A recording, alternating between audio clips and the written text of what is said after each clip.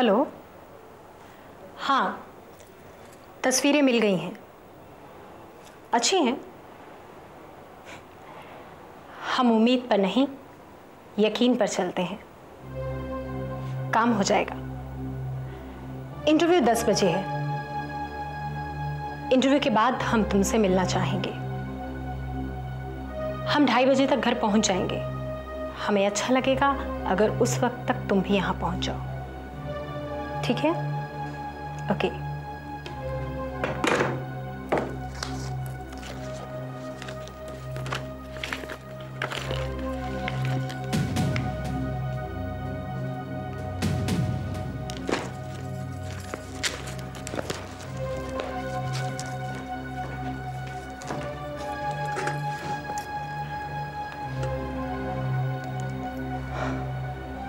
हमें करना ही होगा और हम कर लेंगे।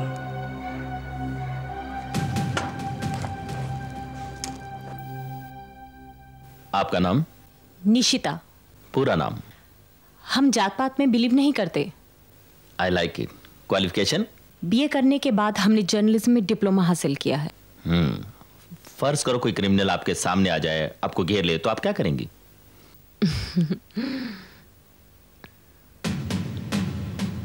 आई लाइक इट।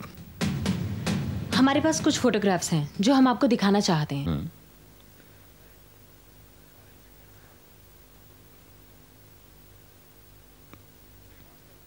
किसने लिए? हमारा सोर्स है। क्या सोर्स है?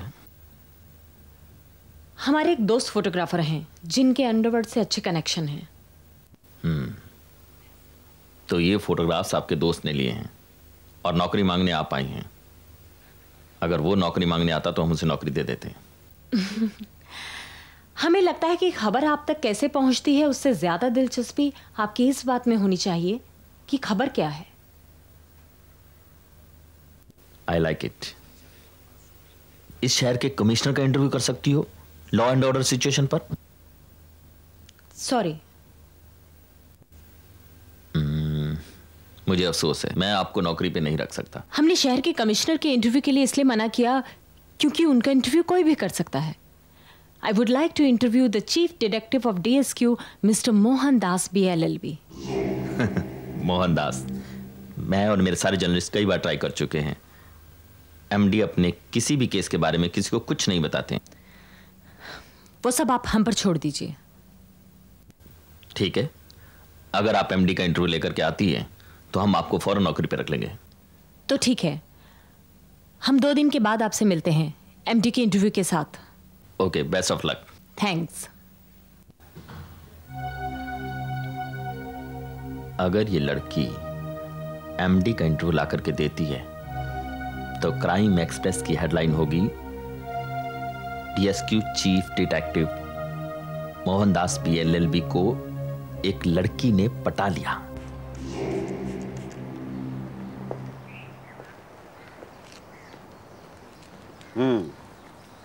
जितना हिलना चाहते हो हिलो, लेकिन पानी नहीं मिलेगा तुम्हें आज, समझे? क्यों? क्या हुआ? अरे जुकाम हो गया इसको। जुकाम हो गया? हाँ, पत्तों में कफ जमा हो गया। मालूम है, 3 दिन तक लगातार ये बारिश में भीगते रहे तो ठंड तो लगनी थी। तुम्हें इसे समझाया नहीं कि बारिश में भीगने से ठंड लग जाती है? नहीं, मैंने इसको बहुत समझाया। 3 घंटे तक लगातार समझाता रहा और जब मैंने इतना समझाया तो ये रोने लगा। रोने लगा? कहने लगा मुझे बारिश में भीगना बहुत अच्छा लगता है, मुझे बारिश में भीगने से रोको मत। इस साल मैंने बहुत गर्मी झेली। बताओ फिर क्या? लग गई ठंड, पड़ गए बीमार। ये अकेले नहीं है, ऐसे और भी हैं यहाँ पे बहुत से जो इन्हीं जैसे हैं। आइए दिखाता हूँ आपको।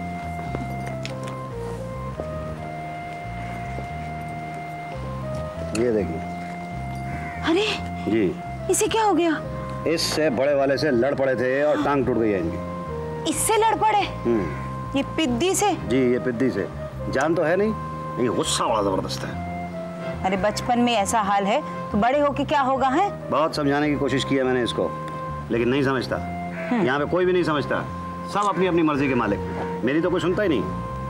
आइए।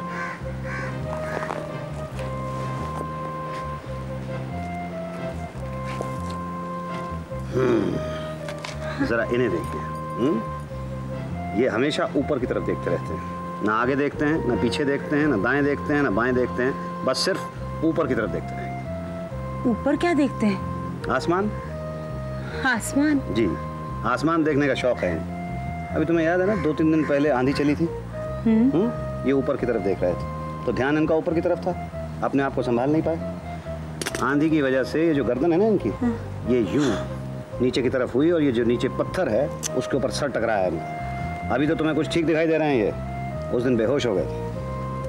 बेहोश हो गए थे? हाँ, 2 घंटे तक सांस नहीं आया था इसको। लेकिन नहीं, अभी भी देख लो, ढीठ है, 1 नंबर का ढीठ है, अभी भी ऊपर की तरफ देख रहा है। ये जितने प्लांट्स हैं ना हमारे पास, उनमें से सबसे ज्यादा स्पॉइल्ड ये है। तुम्हारे बच्चे हैं, तुम ही पे गए हैं। मतलब? इन्हें संभालना तो फिर भी आसान है, तुम्हें संभालना बिल्कुल आसान नहीं है। मेरे मना करने पे भी तुम भी बारिश में भीगते हो ना? मुझे बारिश में भीगना मुझे अच्छा लगता है, तुम भी एक बार भीग के देखो। जी नहीं, मुझे कोई शौक नहीं है जुकाम मोल लेने का। और ये वाला जो ऊपर की तरफ देखता है ना, ये तुम्हारी बात कभी नहीं मानेगा। क्यों? क्योंकि थोड़ा सा वक्त तुम्हें मिलता है ना, तो तुम भी आसमान को देखते रहते हो। आसमान?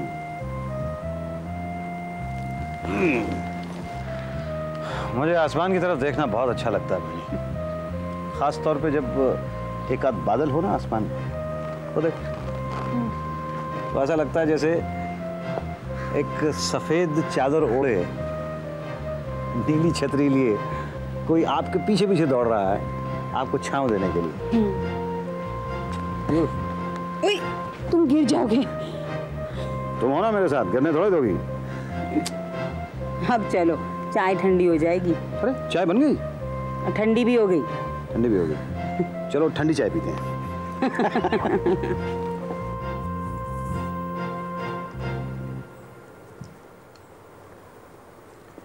आपने बताया नहीं, आपका इंटरव्यू कैसा रहा? एडिटर अपने आप को बहुत स्मार्ट शो कर रहा था। अब उसे क्या पता कि हम उससे कितने ज़्यादा स्मार्ट हैं। कमिश्नर के इंटरव्यू के लिए बोल रहा था, साथ वो ये भी कह रहा था कि तुम्हारे जिस दोस्त ने फोटोग्राफ लिए हैं, मैं उसे नौकरी देने के लिए तैयार हूँ। आप कहें तो मैं वहीं ज्वाइन कर लूँ? अब तुम ज़्यादा स्मार्ट बनने की कोशिश मत करो।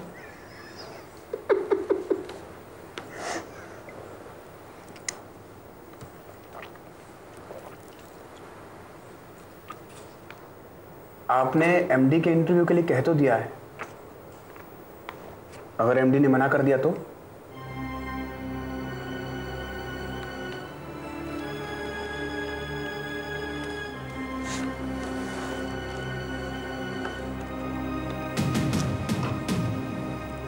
अगर एमडी ने इंटरव्यू के लिए मना कर दिया,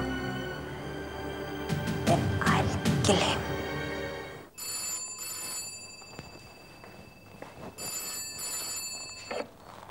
हेलो, हाँ जी, हाँ एमडी घर पे ही हैं। हाँ 1 मिनट रुकिए, मैं उन्हें बुलाती हूँ। एमडी, तुम्हारा फोन है। ओके।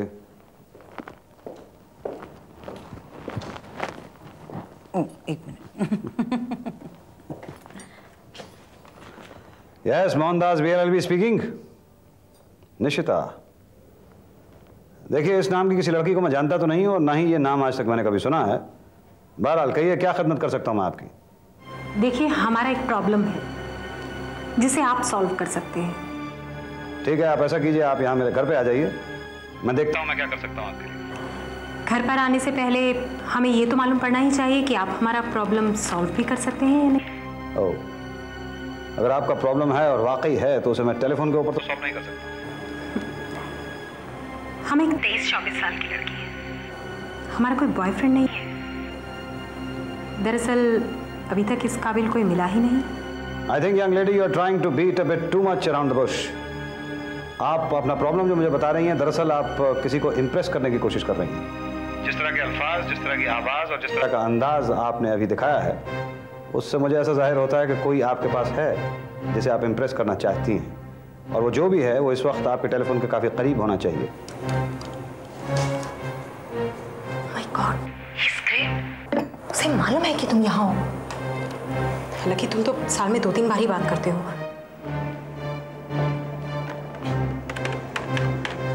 हेलो हेलो, देखिए प्लीज फोन डिस्कनेक्ट मत कीजिएगा जब तक हम अपनी बात ना खत्म कर लें, प्लीज। नहीं, आपने टेलीफोन मुझे बड़े अच्छे वक्त पे किया है। इस वक्त मेरा दिमाग बिल्कुल खाली है। You very intelligent. शुक्रिया। दरअसल हम एक गरीब घर की लड़की हैं। हम यहाँ पीजी अकोमोडेशन में रहते हैं। 3 महीने की जद्दोजहद के बाद हमें एक छोटी सी नौकरी मिलने की उम्मीद बंधी है, और वो उम्मीद तभी पूरी हो सकती है अगर आपकी मदद मिल सके। मिस निशिता, मैं तो आपको जानता भी नहीं। जिस तरह की बात आप मुझसे करने के लिए कह रही हैं, ये मेरे उसूलों के खिलाफ है। मेरी कोई खास जान पहचान नहीं, और मैं किसी को भी कभी रिकमेंड नहीं करता। नहीं नहीं, हम आपसे किसी रिकमेंडेशन की बात नहीं कर रहे, नहीं किसी सिफारिश के लिए कह रहे हैं। दरअसल हमें जहाँ नौकरी मिली है वहाँ हमारे बॉस ने एक छोटी सी कंडीशन रखी है, और वो आपकी मदद से ही पूरी हो सकती है। आपके बॉस का नाम? जी मिस्टर योगराज तलवार। मिस्टर योगराज तलवार, क्राइम एक्सप्रेस के एडिटर। जी। आपको मेरा इंटरव्यू चाहिए? जी। लेकिन मैं तो इंटरव्यू देता नहीं। देखिए, हमें आपका वो वाला इंटरव्यू नहीं चाहिए जिसका ताल्लुक क्राइम या अंडरवर्ल्ड से हो। हमें तो बस आपका, आपकी वाइफ का, या फिर आपके साथ जो लोग काम करते हैं उनका एक बहुत ही एक्सक्लूसिव सा, बहुत ही पर्सनल सा इंटरव्यू चाहिए। That's all. Personal interview? जी। लुक यंग लेडी, एक ऐसा इंटरव्यू जिसका मेरे पेशे से, मेरे काम करने के तरीके से, क्राइम की दुनिया से कोई ताल्लुक नहीं है, ऐसा मेरा इंटरव्यू कौन सा अखबार छापना चाहेगा?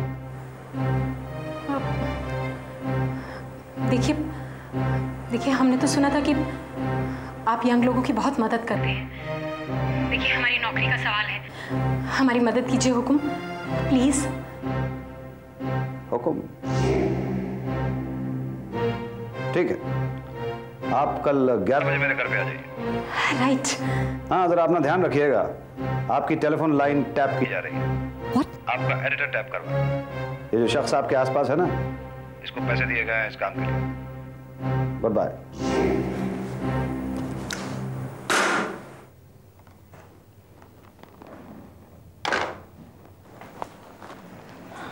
एमडी, मैंने पहले तुम्हें इतनी लंबी बात टेलीफोन पे करते हुए कभी नहीं सुना। कौन थी वो? एक लड़की थी, उसे नौकरी की ज़रूरत है, और मैं उसे नौकरी दिलवा सकता हूँ अगर मैं उसे अपना इंटरव्यू दे दूँ तो। तुम इंटरव्यू दोगे? एक जवान लड़की को नौकरी हासिल करने के लिए मदद करनी चाहिए कि नहीं? नौकरी के लिए मदद तो करनी चाहिए। वैसे एक बात सुनकर तुम्हें काफ़ी खुशी होगी, वो तुम्हारा भी इंटरव्यू लेना चाहती है। मेरा इंटरव्यू? हाँ, कल सुबह 11 बजे। अरे पर एमडी, मैं पहनूंगी क्या? मेरे सबसे अच्छा सूट तो मैंने ड्राई क्लीनिंग को दे दिया। थोड़ा सा नर्वस तो मैं भी फील कर रहा हूँ। मैं जरा कुमार वगैरह को फोन कर लेता हूँ, क्योंकि इंटरव्यू तो उनका भी है। तुम नर्वस हो? तुम्हें मेरी मदद करनी पड़ेगी भाई।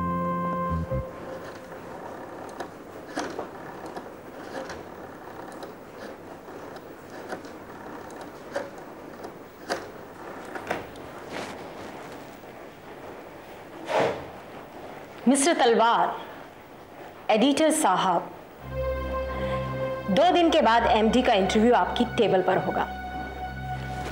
आप अपना वादा तो नहीं भूले हमें जॉब देने का? पहले इंटरव्यू तो ले आइए आप। इंटरव्यू तो हम ले ही आएंगे, लेकिन एक बात हमें बताइए, अभी तो हमने आपकी गुलामी करनी शुरू भी नहीं की, आपने अभी से हमारे फोन टैप करवाने शुरू कर दिए? वो मैंने बस ये जानने के लिए किया था कि एमडी जैसे आदमी को तुम टैकल कैसे करती हो। तसल्ली हो गई ना? I think you like it, do you? Yes, I like it. Bye.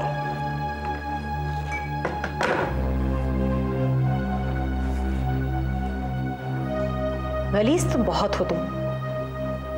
हमारे फोन टैप करने के लिए तुमने योगराज से पैसे लिए? शर्म नहीं आई तुम्हें?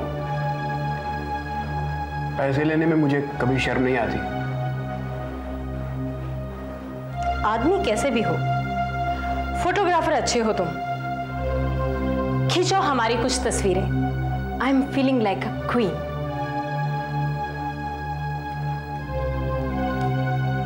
एक मिनट।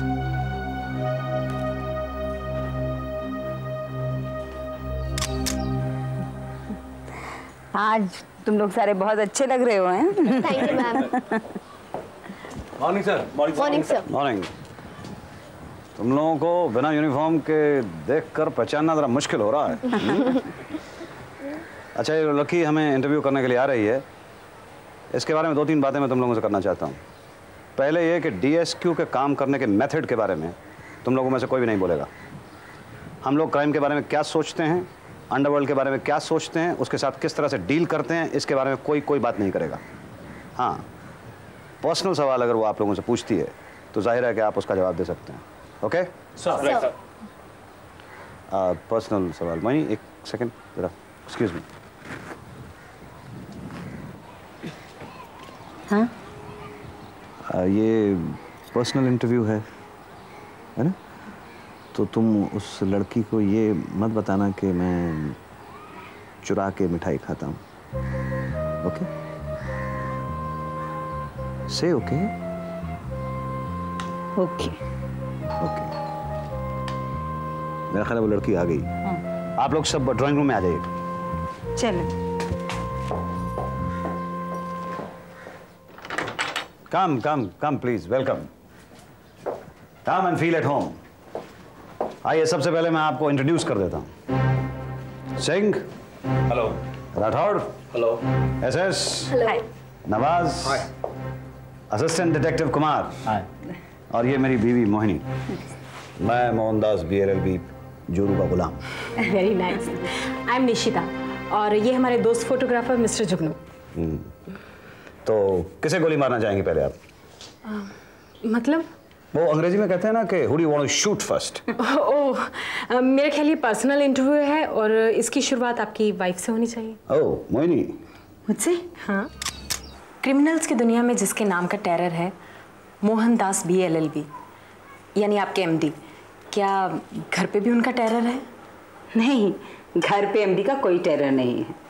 इसका मतलब कि घर पे आपका टेरर है?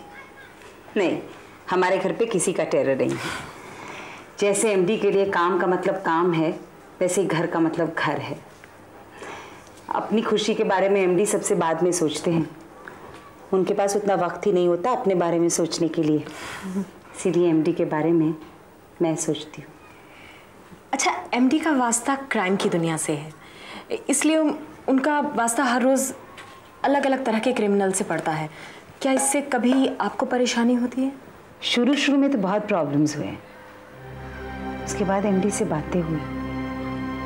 जिंदगी के उस मकसद, दुनिया की उन तकलीफ़ों के बारे में MD का नज़रिया पता चला, जिसके आगे दूसरे सारे रिश्ते बहुत छोटे हो जाते हैं। फिर MD की सारी चिंताएं मेरे लिए बहुत बड़ी हो गई। इन छोटी छोटी बातों से हम ऊपर उठ गए। हम एक दूसरे के लिए कमजोरी नहीं, ताकत बन गए। लगता है बहुत प्यार करती हैं आप MD को, अपने से भी ज़्यादा। अच्छा, ये बताइए कि एज अ हस्बैंड MD कैसे है? बयान से बाहर। एज अ हस्बैंड MD कैसे हैं वो तो उनसे शादी करने के बाद ही पता चलता है, वरना नहीं। अच्छा, MD ने आज तक जो भी केस अपने हाथ में लिया है, मुजरिम बच नहीं पाया। क्या कोई केस ऐसा भी है जिसे MD सॉल्व ना कर पाए? इसके बारे में तो MD से पूछना पड़ेगा। मतलब? मैं पूछ के आती हूँ कि बताना है कि नहीं। हाँ,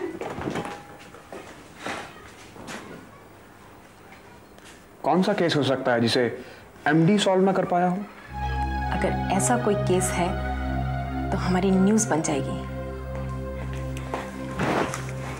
MD ने कहा है कि मैं बता सकती हूँ। ओह, तो बताइए ऐसा कौन सा केस है जिसे MD सॉल्व नहीं कर पाए? 3 महीने पहले की बात थी। हम छुट्टियों से वापस लौटे थे।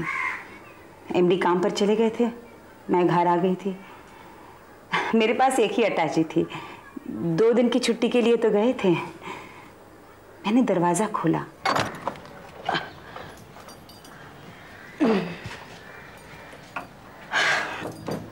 जैसे ही मैं घर के अंदर एंटर हुई तो एक स्मेल थी बुरी सी।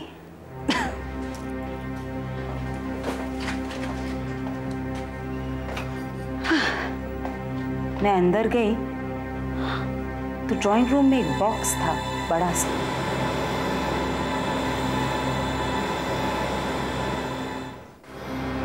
मैं अकेली घर में उस बॉक्स को देख के डर गई थी। बड़ी अजीब सी स्मेल आ रही थी उसमें से। और वैसे भी एमडी ने कहा है कि कोई भी ऐसी चीज जिसे पहले कभी देखा ना हो और जो अजीब सी दिखे उसको छूना भी मत और उसके पास भी मत जाना। इट्स फैसिनेटिंग मी। हमारे तो रोंगटे खड़े हो गए सब सुन के। I am full of excitement. एक बॉक्स, अजीब सी स्मेल, वो भी आपके घर में। आप मुझे बताइए ना कि आपने फिर उस बॉक्स को खोला या नहीं? क्या था उसमें? फाइनली उस बॉक्स का क्या हुआ? मैंने कुमार को फोन कर दिया। एमडी एक मीटिंग में बिजी थे। फिर उसके बाद? एक्सक्यूज मी, मेरा खाना बनाने का वक्त हो गया है। एमडी को खाना टाइम पे देना चाहिए, है ना? Okay, 1 second. आपकी एक तस्वीर, घरेलू तस्वीर, सब्जी काटते हुए। जुगनू, जरूर।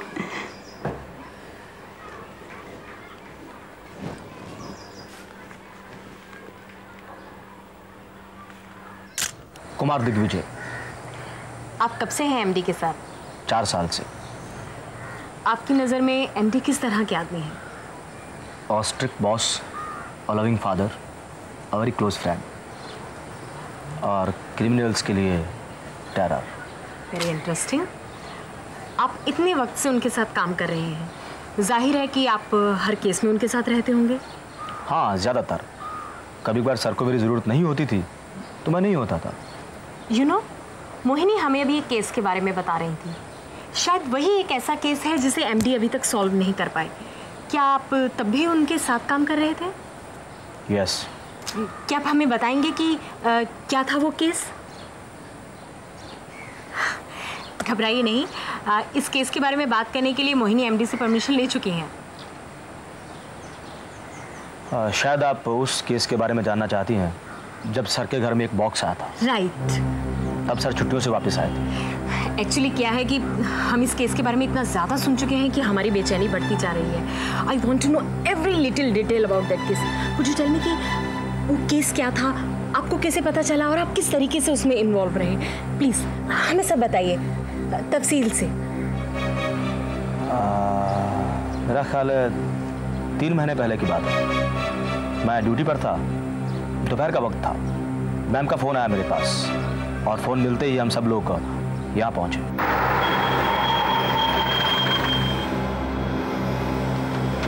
क्या हुआ मैम? अंदर तो आओ, मैं बताती हूँ। देखो कुमार, ये बॉक्स, मैं जब घर के अंदर आई ना तो यही था। घर तो लॉक था, पता नहीं अंदर कैसे आया। ये बदबू आ रही है, मेरा तो दम घुटा जा रहा है।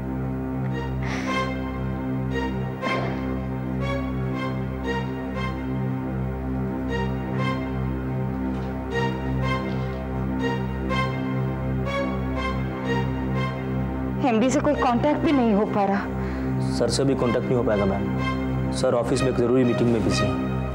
अच्छा, खोलकर देख लेते हैं अंदर क्या है। नो सिंह, मेरा ख्याल है हमें सर के आने तक इंतज़ार करना चाहिए। ओके।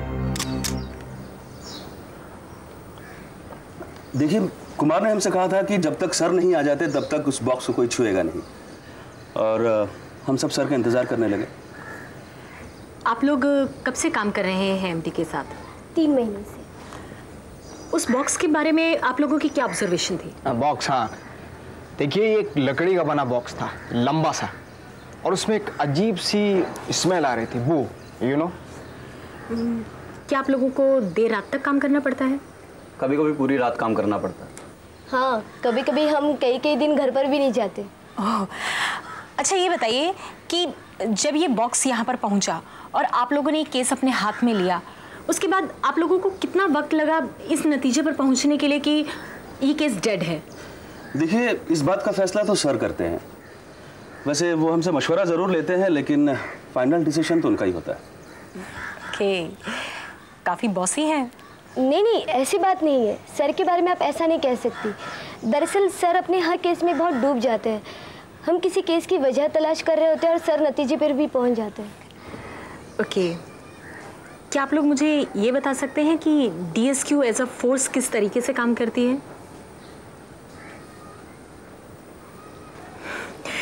लगता है आप लोगों को ये बताने के लिए मना किया गया है। एनीवे, चलिए हम फिर उस केस के बारे में बात करते हैं जो कि अधूरा रह गया था। हमारी क्यूरियोसिटी बढ़ती जा रही है जानने के लिए कि उस बॉक्स में क्या था, उसे किसने खोला और फिर उसे बंद क्यों कर दिया गया, क्या वजह थी? What was the reason? मेरा ख्याल है कि इसके बारे में आप सर से पूछिए।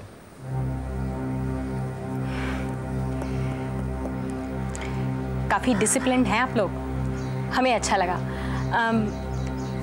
हम आपकी क्या एक और तस्वीर ले सकते हैं? श्योर। जुगनू,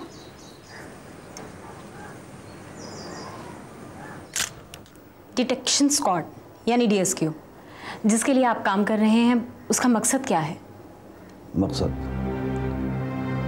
रोज़मर्रा की ज़रूरतों को हासिल करने के लिए कुछ लोग जुर्म की तरफ मुंह मोड़ लेते हैं। उन लोगों को तालीम देकर जुर्म के खिलाफ खड़ा करना DSQ का मकसद है।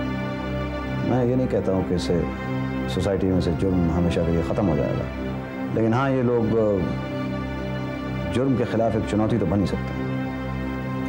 अभी हमने मोहिनी जी से बात की, आपके लोगों से बात की। अब आप उनके बारे में ही, अपने काम के बारे में तो नहीं बताएंगे, लेकिन आप इतना तो बताएंगे ही कि आपको कैसे पता चला कि हमारा फ़ोन टैप करवाने के लिए जुगनू ने तलवार से पैसे लिए? देखिए, जो आदमी आपके साथ आया है, पुलिस डिपार्टमेंट में इसकी एक फ़ाइल है जिस पर लिखा है पैसे के लिए कुछ भी कर सकता है। उस फाइल की एक कॉपी हमारे पास है, बस। आपकी टेबल पे गुलाब का फूल देख के लगता है कि रेड कलर आपका फेवरेट है। सुर्ख रंग। इस लाल गुलाब के और उस टीके के जो कभी कभार मेरी बीवी मेरी पेशानी पर लगाती है, मैं हर उस चीज़ से परहेज करता हूँ जो लाल या सुर्ख रंग छोड़ती है। मिसाल के तौर पर खून।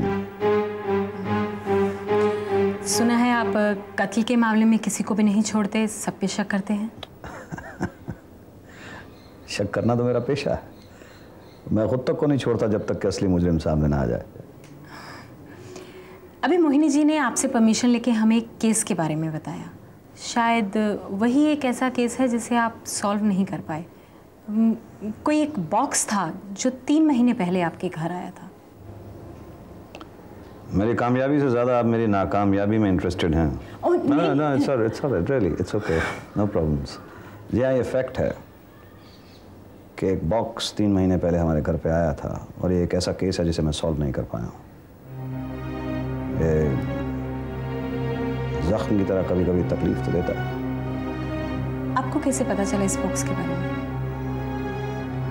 DSQ में अर्जेंट मीटिंग थी मेरी।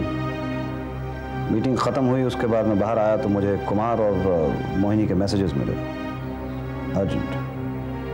मैं घर आया तो बॉक्स पड़ा हुआ था घर पे, यहाँ।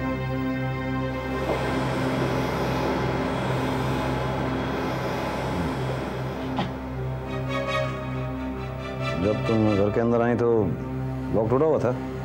नहीं, ताला लगा हुआ था, दरवाजा मैंने खोला। तुम्हारे बॉक्स यहीं था? सर,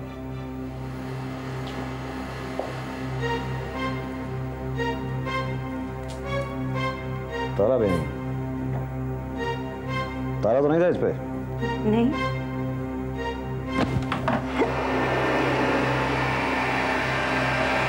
बॉक्स में कटा हाथ किसका था?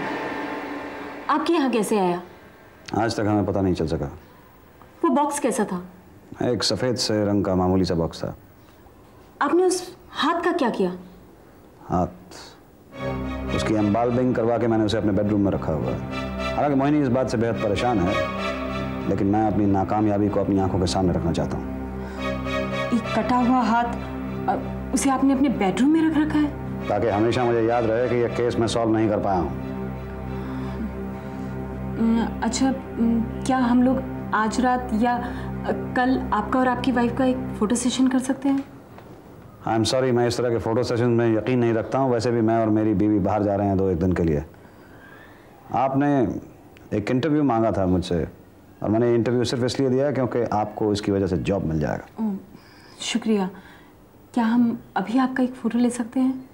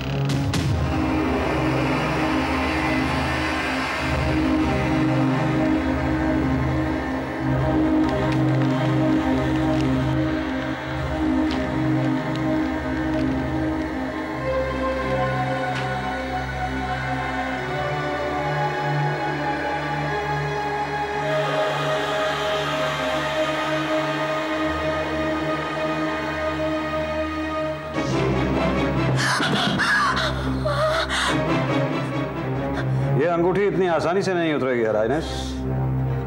राजस्थान की एक छोटी सी रियासत की राजकुमारी मोहिनी सिंह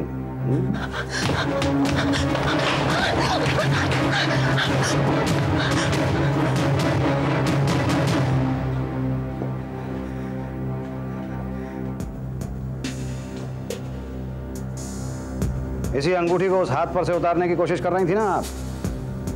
दरअसल ये अंगूठी राजस्थान की एक छोटी सी रियासत कानेर के खजाने की चाबी है ना। जिस हाथ पर से आप ये अंगूठी उतार रही थी वो हाथ आपकी भाभी का नहीं है। आपकी भाभी का हाथ तो हमने 3 महीने पहले दफना दिया था। लकड़ी का बना हुआ हाथ है जिस पर से आप उतारने की कोशिश कर रही थी। हालांकि अंगूठी वही है। वो लकड़ी का हाथ हमने आपके लिए बनवाया, आपकी खातिर उस अलमारी के अंदर रखा था, आपके इंतजार में। हर highness Rajkumari Mohini Singh of कानेर। अपने भाई की डेथ के बाद उसकी सारी जायदाद आपकी भाभी के पास चली गई है। बात आप बर्दाश्त नहीं कर सकते, है ना। आपने शेरा प्रताप सिंह नाम के एक आदमी को अपनी भाभी का कत्ल करने का काम सौंपा। उसने आपकी भाभी का कत्ल किया, उनका हाथ काटा, एक बक्से के अंदर रखा और मुंबई चला आया आपके पते पे आपको देने के लिए 310 DSR। 310 DSR।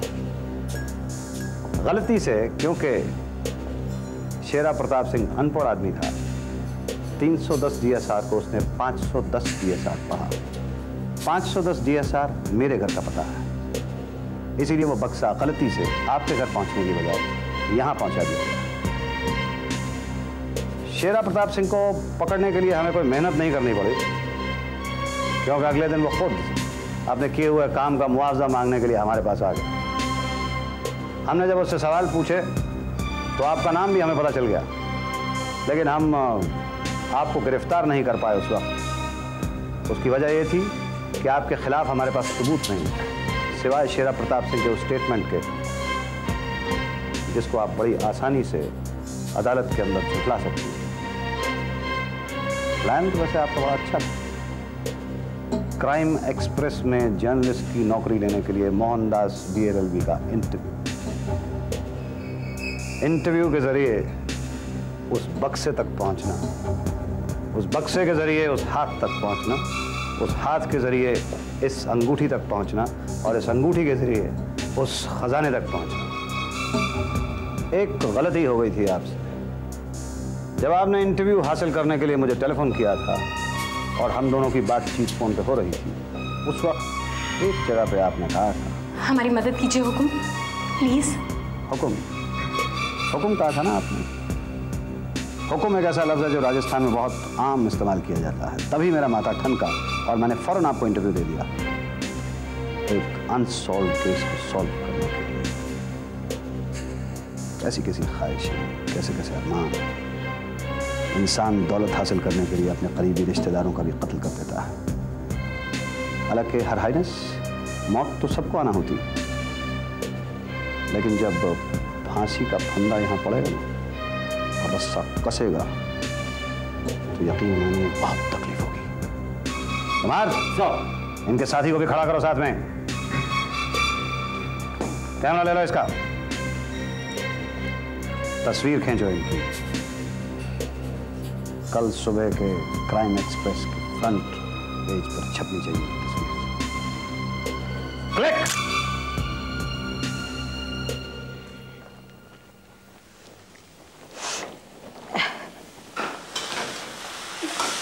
सब्जी बन गई?